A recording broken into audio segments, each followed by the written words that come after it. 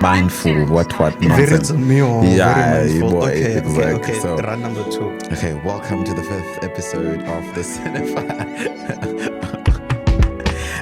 Okay, no, I tried.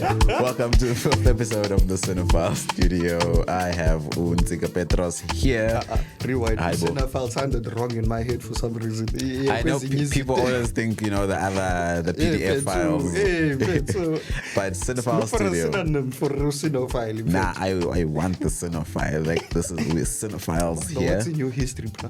Nothing. No, I can even publicize it. Like, I can, nothing strong. very, out there. But anyway, what we do here is look at films. Just talk about films, nothing too deep. Look at films, debunk them, go crazy. And today it's Jerusalema, another classic. So we're gonna try our best. Try our best to keep the honor that it has, because we don't wanna be now breaking it apart and nonsense. You actually recommended this, and I want you to run me through that. Why that one? Why Jerusalem? Yeah. Donna, it's the hood classic. Look, The hood classic. Okay. How can I put it? You have our legendary. I'm not gonna name the actual names. I'm gonna give them the names that people call them. So you'll have Tao Mukha. I was thinking, what you're gonna say? You're gonna say Tao. You say the right one. It's always Tao, guys. Hey guys, that's what he's known for. Even though Tao wasn't fully in that time. And then there's Uchama Boy as young Tao in the movie. Yeah, what's his name again? Young Lucky. No, he was also in Generations. Yeah, they were. That's the funny thing. The cast of Generations, most of them came from there. Tao. Yeah. And the reason why I liked it is just it's almost like a reflection of how is this thing of black people can't be united. Even in crime, we are not united. Yeah, but even in crime, that's one saying I didn't think out here. Even in crime, black people can just not unite. And that movie is a good representation of that, because Umchita was a hustler, gangster, all these shandises. And then he still tried doing good and all of them things. Even though it wasn't the legal way, it was still Jerusalem. He was still trying to get property for people to live in and stuff like that. Just the basic gist. And then even then, when he was building his own empire to help the blacks during that apartheid situation in Jozi. I mean, but and then I wanna put a stop there. Okay, let's just get into it right now. Cool. Before, the film starts out in 2007. Yeah. And he's hurt. Okay, spoiler alert, whatever. If you are watching this, if you haven't watched it by now, I mean, it's been out for how many years? 16, 17? It's been a minute. So it's your fault if you haven't watched it. But the first scene is basically the cops trying to get him. It's he's at his last straw, basically. He's hurt. He's trying to get out of this building. Cops are everywhere. He's surrounded. And then we go back to when he gets caught. We go back to 1994. New South Africa. There's all those things come into play now. And I want your viewpoint and the contrast between the new South Africa and then the recently new South Africa. I don't know if I'm making sense. So are you talking about the recently new baby? Because it was fresh now, when he was still a kid, it was fresh. Okay, new South Africa, Rainbow Nation, the whole new thing. Everything is changing. And now Mandela's the leader. 2007. It's we've been at this news for a couple of years now. What has changed? Is it still the same? So to 1994, it seemed like everything was. It's still chaotic, bruh. It's still racist. You must understand. Nomlongo did not want to give her power. So we're there, and Umchita's also hustling. Even then, as a school kid, Umchita's hustling on the train, selling sweets. I must talk her. He had that character in him, okay, I'm gonna hustle. From the jump, Joe, he was just hustling. And then even then you could tell by this is again Nkosa, Sure. Utake was in just shit that time, bruh. I am gonna preface. This is an educational show. Okay. So let's not. Yeah, let's be mindful. The terminology. Let's be very mindful. And let's avoid certain words, Mara, that's what they called us. Anyway, we've revamped it as reclaim. Yeah, I would. Editor, bleep, get ready for the there's going to be a lot of censorship here. Nah. Please, let's keep it very mindful. Let's keep it... Okay, let's rewind. Yeah. In today's lessons of the movie Jerusalema, we will be talking about Lucky Kunene and his time in 1994 as a young child being a hustler on the train. So we were saying like David Attenborough. How can I put it? The movie as itself, like when it starts off, right, you just get introduced to South Africa, adapting to what we're supposed to be known as the Rainbow Nation, and as that concept being introduced formally, like legally it started like we're supposed to be integrated and all those things, but even then you can tell the integration is like oil and water. I mean, 30 years later, 2024, the oil has only gone down like 1 centimeter, Mfeto. It hasn't actually blended because oil and water don't mix already. It's just complicated. It's a long process. I mean, 30 years is not that long. Let's look at America, 400 years. No, so, 30 years is minor, bro. You finally reaching your adult phase. You're no longer young adult. Exactly. You're just an adult. Yeah, you're out of the youth now. You're no longer considered part of the youth. You are that. Hey. Come on, you are that person that is now on the bracket, on the last bracket of 18 to 30. Yeah, more. You are the denominator now, or the indicator of where we stop by you. Yeah. More. So that was Lucky in 1994. He's still like on the yard. Still a kid. He's still fresh out of high school. In that new South Africa, everyone is still scared of upas. Yeah, but Umanier, Talani, and all of that thing. So, and then as we progress, if you look at the contrast of that new, as you put in South Africa, which is like only 13 years later in 2007. But 13, 11 years. Okay, 11 years. No, just quick math, Wow, 94 to 207. It's not 11. It's 13. Danko. No, it's not 13. It's 13.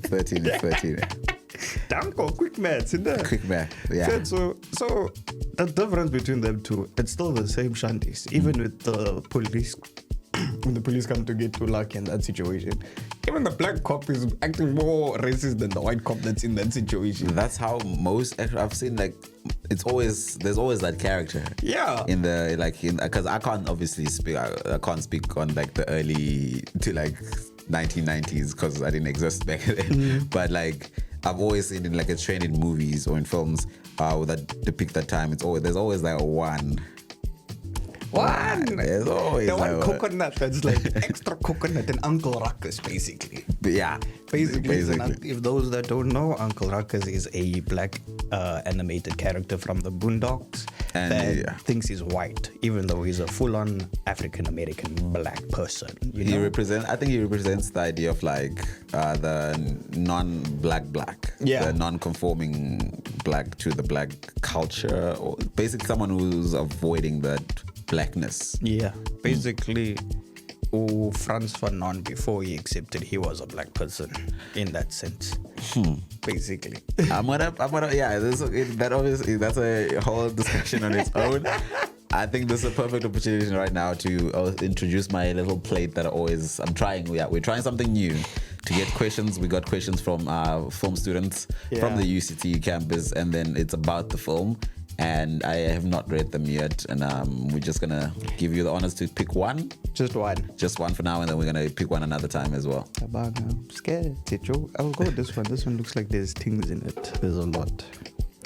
Joburg, a city fathered by gold, mothered by money, plus commandeered by the white man. I like that. Says it? This is Lucky. Lucky says that, yeah. Yes. Let me see what is it. Joburg. That's Lucky in the statement, Ticho, from the move. Joburg, a city fathered by gold, mothered by money, and commandeered by the white man. Hey, think about it. I like that they use the white man is spelled YT. Like YT. Okay, cool. Yeah, so before we discuss this, I want to talk about the title of the movie, Jerusalema, the Gangster's Paradise. And this is obviously set in Joburg. That's when his whole empire is built. The statement said by Lucky, do you think it's true? First of all, what does it mean to be fathered by gold? I mean, I know it's the city of gold, but now he says fathered by gold. Mothered by what? Mothered by money. So it's literally that dynamic of, you see how the father is the one that goes out and does like all the heavy duty work, and then the mother is the one that takes care of the house and so on, and makes sure everything is fine with the child. And then the control is still the white person, which is what our parents still have to deal with if they go to work. Given that time period, right, you have to understand gold was still the thing that was being discovered or mined. I mean, it was majority of the time very popular. Like, I mean, the City of Gold. It was the rise, like your shows like Equality. Exactly. Everything Joburg was gold. Like, yeah. So like it was like Kimberley was known for diamonds and stuff like that. So Josie was like the gold center and all of that. And then, how can I put it? That was more like your mining jobs that will have to go and retrieve this gold and all of that. And then even our stock market is based in Joburg compared to Cape Town, if you think about it. Joburg is where the money is. The richest square mile is exactly there. So that would even be at like that time, I think the heavy labor to like lay down the foundation of that place was gold. And then now that it's like controlled by money or mothered by money in that sense, I would say that like that's due to just because like money takes care of a lot of things. And if you think about it in the household, the mom is the one that takes care of a lot of things. Okay, like, so that's because I'm thinking about it in the idea of like this is a gangster's paradise, and then the thing that takes care, or as you're saying, the mother is then the mother is the mother. yes. The mother is then the money. So what's taking care, what's nurturing these gangsters is the money. And the reason it's like a paradise, so we've got your father there. It's a perfect home.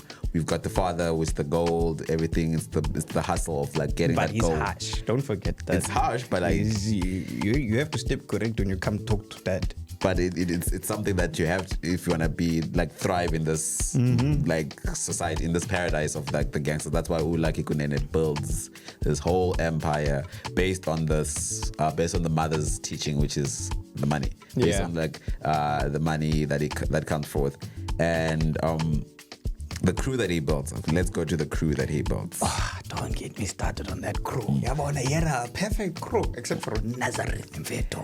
Ooh, I actually want to talk about Nazareth. I'm glad you brought it up. I thought we were gonna talk about it later on, but I think Nazareth it plays like a great. No, in fact, let's save Nazareth. Let's go to his partner. Nazareth. Because you know his partner. I can't get to his name now. Oh, so I'm not going to be ashamed. I'm going to Google it because I do forget. No, his partner, that's what I like. He stayed by his side. And the fact is, Lucky didn't do anything without day one. Like. Oh, yes. Oh, that was a sad storyline. Yeah, well, so like, them two were like, how can I put it? Pinky and the brain. Yes. Literally. We had the tame one, we had the like he was like out there busy hustling, but then they were all strong in their own little persuasions. Exactly. Yeah. So like, right hand was, what is the right hand's name? Zakes. Come on. Zakes. Is it Zakes? Yeah. Cosmo from Cosmo. Yeah, another generation. Yeah. So Tupra Cosmo, because that's how I know him. Pra Cosmo. Like him, he was more street smart. Yeah, but that's the thing. Lucky was more hustling in the sense of business wise. He knew how to make the money, the plans for that economic, and how to talk to the white man. Exactly. He knew how to switch the dial, the lingo, and flip the tongue, make it nice and proper, and all those things. But then Upra Cosmo was more like, hey dog, I'm going to be ride or die with you, but I'm not as smart. I'm not in this lingo. But he had that ultimate trust, like that blind faith. I think that's what is the cornerstone of the success of like if they want to build something together, like they know their strengths and then they put their trust on that. Like that's the thing, Joe. That was a dope two-man crew because like Lucky was just like, okay, I'm gonna handle this sector. When I go this side, handle this. And then even when they had the taxi business going, it was still the same shandies. Yeah. Like he's pulling in the money. Cosmo's taking care of. He's taking care of the situation. Like anyone being rowdy in the taxi. Like for example, who's this? The priest in the taxi scene, right? Yeah. Where he was trying to to be having that whole sermon about xenophobia and all that things, trying to promote xenophobia. And Bra Cosmos shut that whole thing down same time. It was like, Kasi, this guy is the same as you, but you want to make him different just because he's from a different part of Africa. At the end of the day, we're still from the same soil. We're still Africans. We're still one people. Which is another whole different. Yeah, we can even like but you stress see that how one. Yeah. Paracosmo shut that whole thing down, street-wide, like street smart in that sense. He could Like be still like, talking the same level. Like, yeah, this is like, yeah, we can understand each other. But this is what I'm saying. I'm not agreeing with you. And exactly. Like, yeah. And he didn't even use no fancy languages. Like, he didn't go into like some whole the terminology. Exactly. Oh, my ra, my twangs. No, he just came in straight Kasital of just like, I'm fair to high equally. Exactly. I span the way we inside, Joe. Like, ooh, but their relationship was tested though, and I think it's because of Nazareth. yes. No, full on. Nazareth was all poison, in fact. He was like, it was like, how can I say? If Lucky and Paracosmo were Adam and Eve, Nazareth was the snake, in fact.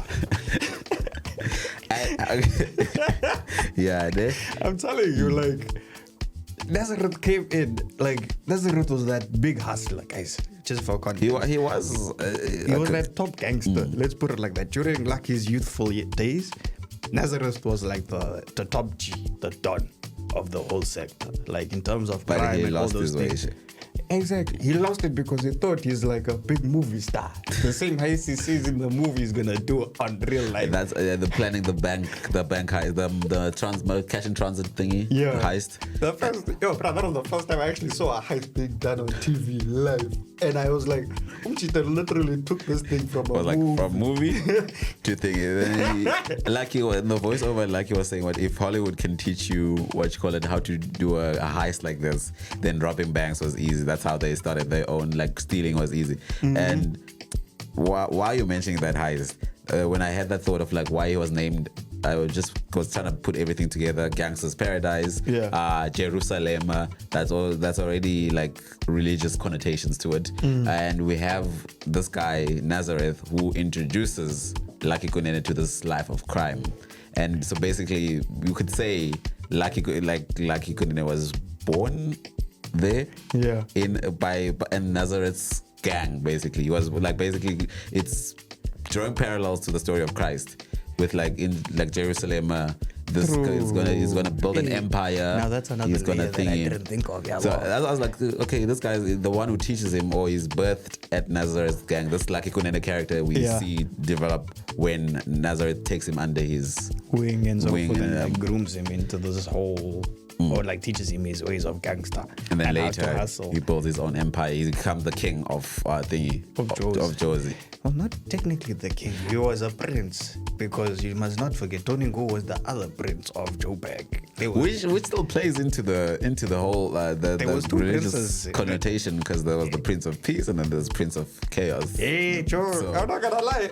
Is Jerusalem a biblical story, Joe? I mean, not even a biblical. I think because I wouldn't call it a biblical. I'll just say it's based on, like, you see elements. Even like the mother is the one anchor who's always like going back to the church, like wanting the son to go. So the prodigal son, like there's always hints of different biblical like connotations throughout the film.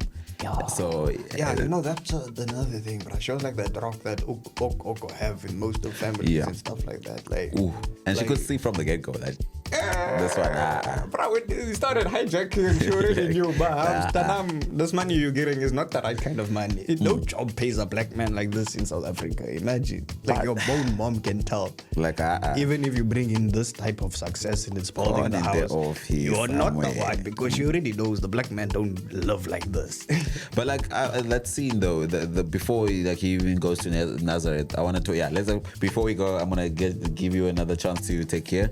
But before that, the scene where we have like the dinner table, where basically he decides like, okay, I need to do something to save my family, and we have a shot of like him at the dinner table, and then it's cut with the shot of like him like gambling outside the dice and everything, and then after that he's just like, nah, my family can't be like this because we don't have enough, we don't have food, and then we get a longer shot of the dice scene of now the gambling starting, the hustling starting. He goes and he finally meets Nazareth.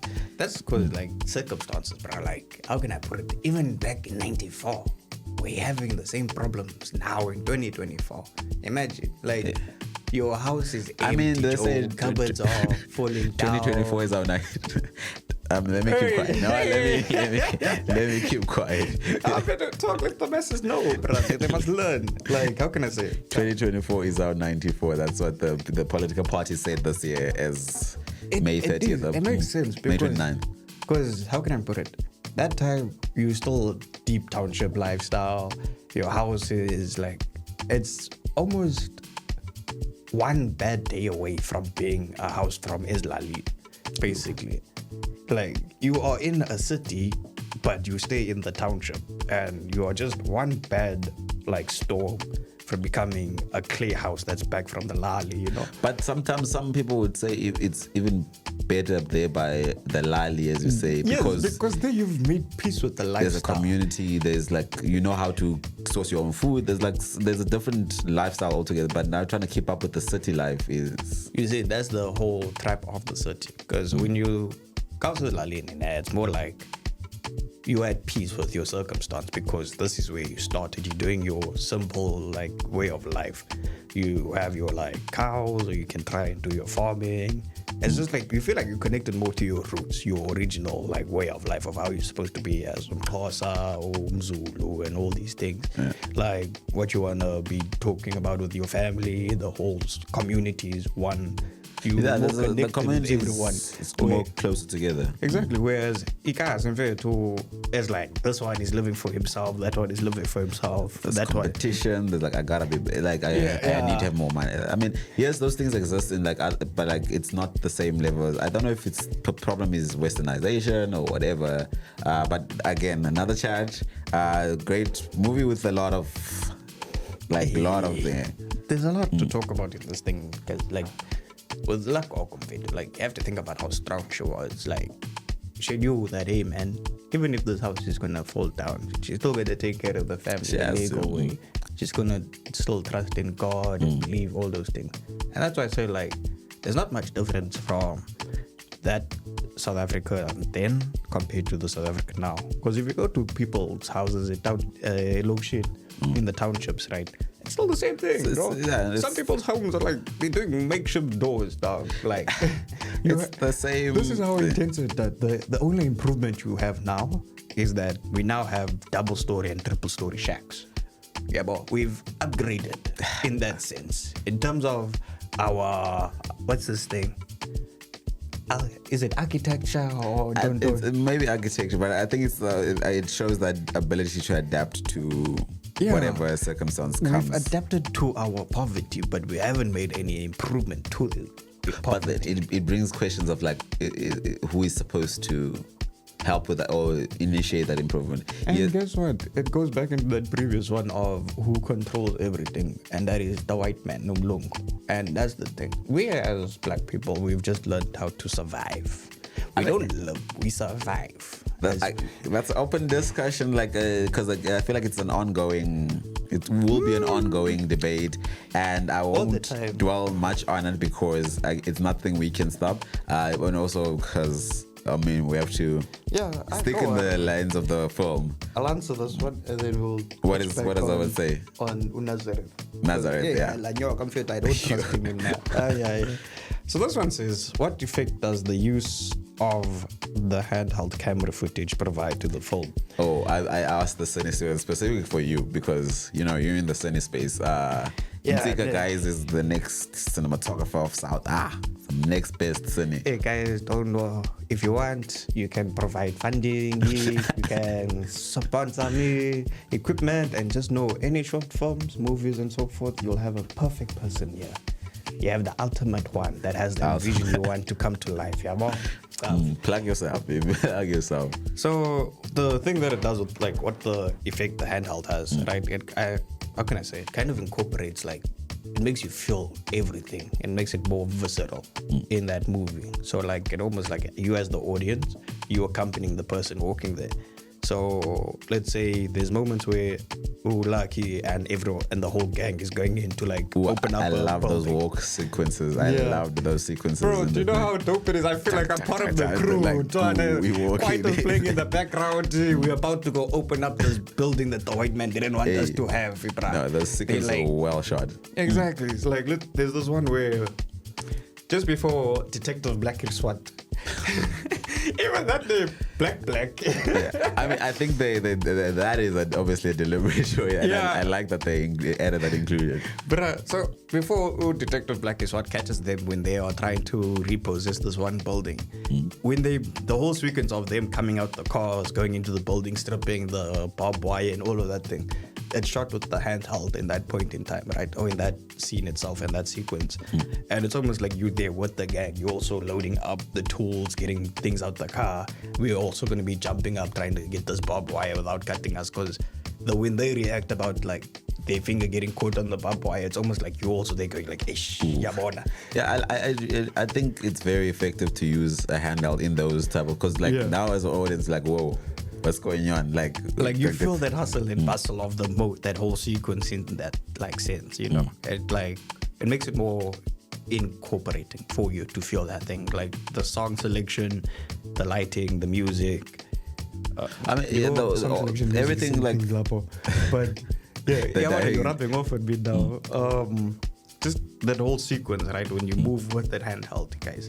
Even though everything feels shaky, when you are there because, hey man, you are no like, you are it makes sense to the thing. Hey Joe, and that's why I feel like if you have to incorporate a lot more like handheld situations in movies, it would be a lot more.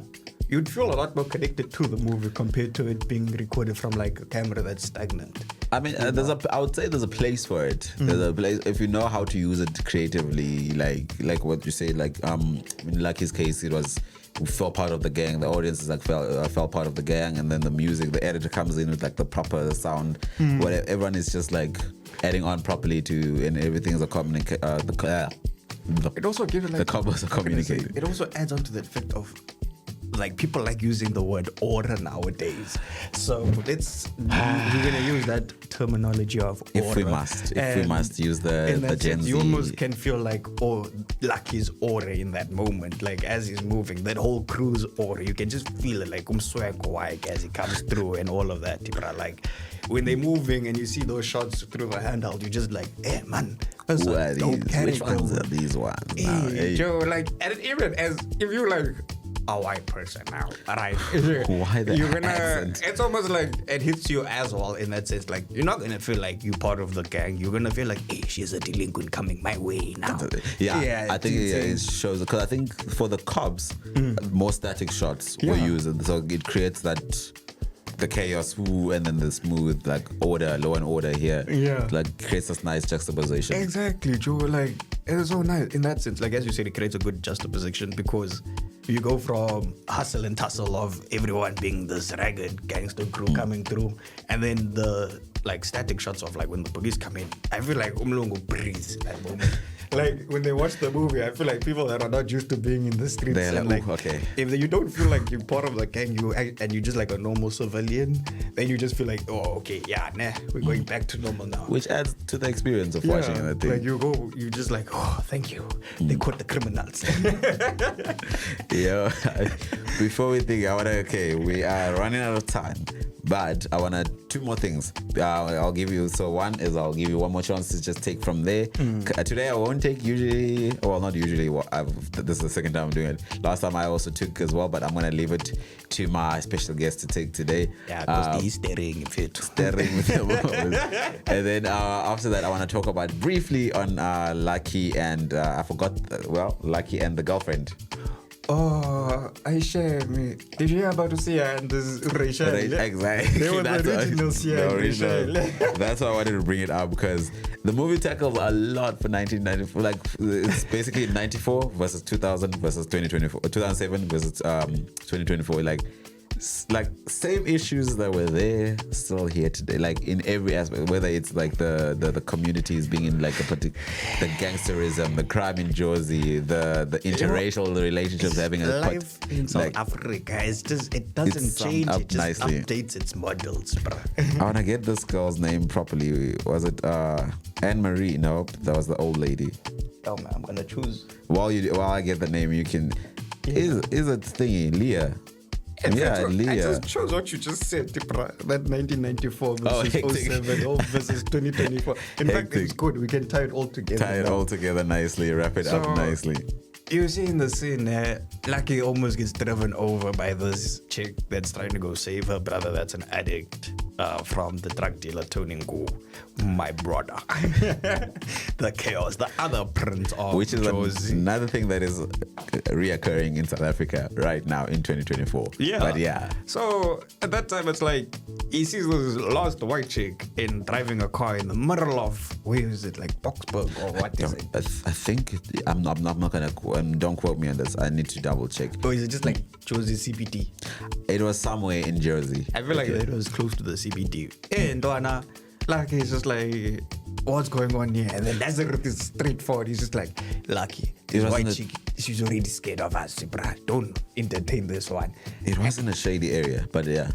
No, bruh, it wasn't that shady, but it was like they just came out the tavern from watching the World Cup or soccer match in the tavern. I know that for a fact. Who Nazareth was just shooting up drugs beforehand. That's when his downfall started. And then you just come back, and then now they're walking in the streets. Nazareth is high, Lucky's walking, he's a bit tipsy, and then what was it? There was something that happened on the side that forced Lucky into the road, and then the car almost hits him, and then that's where we see the white chickie and Lucky together, like the first contact. And the way their story starts is because Lucky goes and helps the chickie get her brother back from Tony Ngu, and then afterwards she calls us to say thank you, and then they link up, and then they talk, and then the whole story goes on of like they fall in love, have a young romantic situation, and then afterwards, like Lucky starts doing all these things of like being a proper gent, of trying to like bond with this lady, introduce her to his lifestyle, and then she introduces him to his lifestyle. And then, that dinner with the family was quite... Even there, you know what's another running thing? When you are dating like a white person, right, as a black person, and then you go into their household and let's say they have a black worker. That black worker instantly hates you, dog. Instantly hates you. Like Lasisi came into the... You're like the better black. Bro, she came into the dining room, saw Lucky sitting there. Like he looked at her, she looked at him, and she was just like, nah, I don't like you, bruv. I mean, there was a lot was said in those silent, like... That silence there, bruh. Yo, she already knew the hoodlum of Josie is here in this household with my master. Imagine. Imagine. You are in the same presence as my lovely But yabas. you are eating, you are sharing the meal. You're not even like...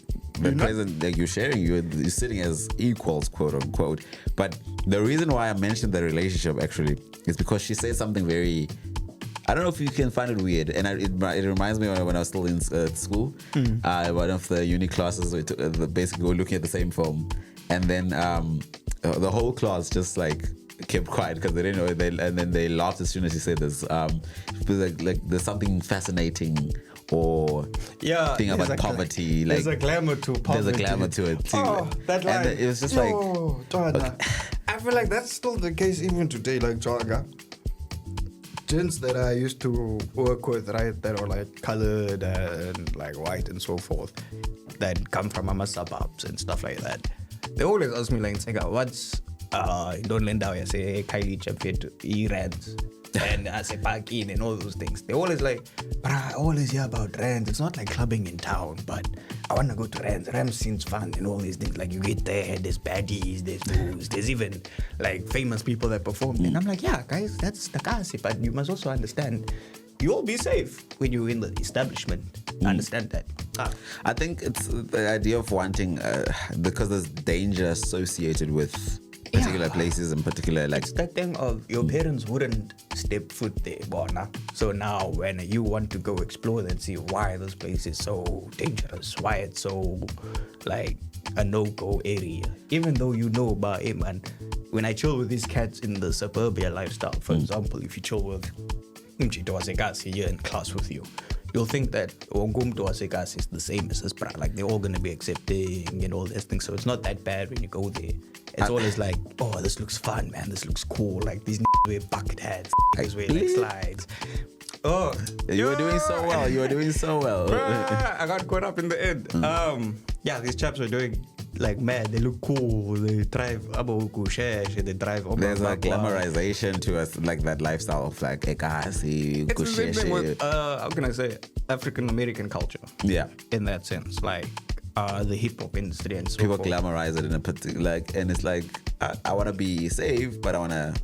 I want to experience it. Like, everyone says King Von is like this demonic entity, but there's a lot of people that are still like, King Von is dope, and there's still like people that want to be like, yo, I want to go to O Block and see what O Block is like and all of that. I don't know what you know about now. Yeah, this is, how can I say, this is like, O Block is the apartment blocks in Chicago where it's deemed like it's in America now. Okay. Yeah, like, so it's deemed like the most dangerous spot in Chicago and so forth because of like King Von's time and all of that, where there used to be like a lot of murders, shooting, gang violences.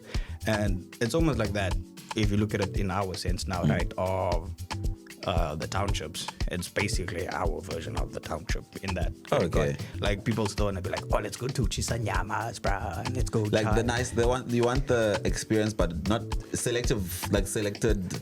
Yes, you want the nice, but like, you don't want to acknowledge the crap that's there as well with it. And I want to, like, basically as a closer to this, because we are running out of the thing. I want you to have your debrief on Nazareth, but before that, I want us to, like, because staying on this idea of like the blacks and the white, like this, the recurring theme in South Africa. We see it every day on Twitter. We see it every day on the different news. And that's my thing. People don't even talk about like colored people or like Indian. And that's what I want to do, because like we grew up in the we grew up in the same neighborhood. We grew up together basically, and we grew up in like more colored neighborhoods, which kind of tipped into all sides of like the whole like this. We dipped our fingers into basically different parts of like South. That's the bad thing. Like, if you look at the colored identity, it's like an amalgamation of different like people and like different versions of colored. Yeah, you know, like it's like its own spectrum of people. Like, you can go with the colored people that identify with being closer to like Africans, like Xhosa and Zulu and so on, and then you go to like throughout the colored people that have their own culture of like the Klopse and stuff like that, even mixing in with Cape Malay type shit. Yeah, this is like Khoisan originated, but there's a culture on its own. Yes, and then even then, there's multiple cultures within that. Like, how can I say? We look at race as if it's the same thing as ethnicity, which it's not. Hey, that's another discussion on its own. That's the issue. And like, I'm gonna tie it in now. So like, the way we grew up, it's like when you were exposed to that side of things, it's like the in between. Like, when you grow up hanging out with majority colored people and stuff like that, you feel like you are stuck in the in between of it. Yeah. You can like play off being like off white, and then you can also play off being off black. You know. There's a bit of everything. So you got your hint of white people here. We've got your hint of black people. It's the most freeing way to live, though, because like they incorporate everything, and it's not even a deep issue. They just incorporate everyone, and they just move with that. And I wanted to talk about, but like, again, okay, this is a perfect opportunity to insert this. This is where we do an official invite for the next time where we can debunk some more, because we never have enough time to talk about the whole story. But like, we were hoping with time we develop a proper structure. We try and have new things. Part one, part two is coming. Yeah, exactly. But now, be on the way.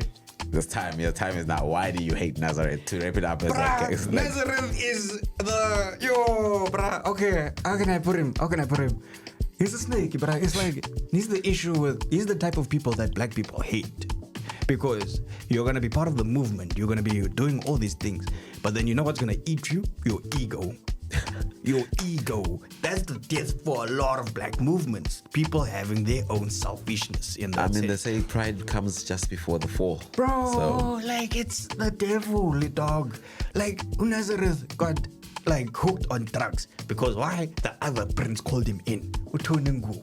Yeah, well, he faltered to the other side. Lucky Kunene is here trying to do things for the people, to empower the people. Nazareth is just stuck in his one life of crime. You know what I'm thinking? Sorry, as you're speaking, I'm seeing another reference to like a story in the Bible when David and Sam, with Nazareth and I must talk to the writer, please. Like, what were you thinking? There's so much, bro. Like, how can I put it? We are trying, whenever there's change within the black community and like there's this one figure that is actually trying to move forward, right? I don't know what it is about our mentality, but if it's not aligning to the bigger picture, there's always going to be that one selfish cat that just messes it up for everyone else. Is that a black thing or is that a human thing, though? Dog, majority is black things, dog. Like, even Ekasi, like, Ekasi, everyone wants to just suffer together. No one wants you to do well on your own. Like, if you are just there, like, then go find a job, right? And you're doing well, you're putting food on the table for Uma and all those things. I'm actually gonna look at you and be like, like, what's going on? You're making yourself look better, bro. You're making yourself a white person. As if you're not trying to empower them as well and be like, guys, let's all go get the bag and all these things. Let's all go work and improve our own situations. Instead, everyone wants you to sit together on your hands and suffer together. You're all gonna complain about the same things. And that's Nazareth, dog. Nazareth was like, if you're not gonna do what I want, then you're not gonna win. That's how the whole Lucky and Nazareth fell off. Yeah. And that's how everything crumbled, because Nazareth started introducing drugs into Lucky's places. He started introducing prostitution, the things that Lucky was against to begin with. Because he knows that they also destroy the black community. They're not just destroying everyone else's community. And that's what we hate.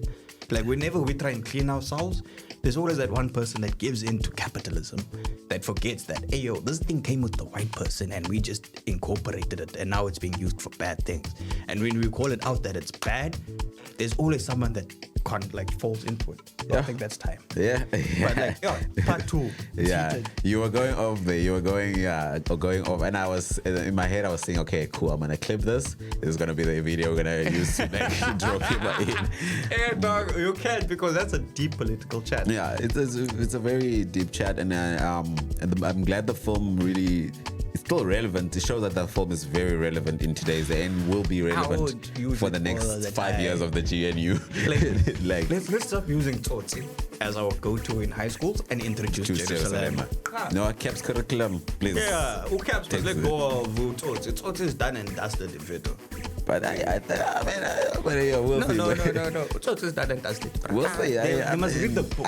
Leave the movie of Tsotsi holds a special spot in my heart. But anyway. Same here. But I'm telling you, the book does it more justice than the movie. It really does. And well, the book does it more justice than the movie. The movie is amazing. Don't get me wrong. It's really good. Oscar winner. But if you want to teach people, let's teach them with Jerusalem. Because it's more realistic. Okay, I get what you're saying, and it covers the entire society instead of like one individual character. And I get, okay. It doesn't just focus on the issues of the black community. Jerusalem introduces the issues of everything, like black, white, incorporate. The only thing it lacks is equality. That's the only thing it lacks. Even Tsotsi doesn't even have a color. I mean, that's another chat, but let's bring you back. Let's bring you up back to the Cinephile Studio. But thank you so much for coming through. And this has been the 5th episode. Till the next time. Danko.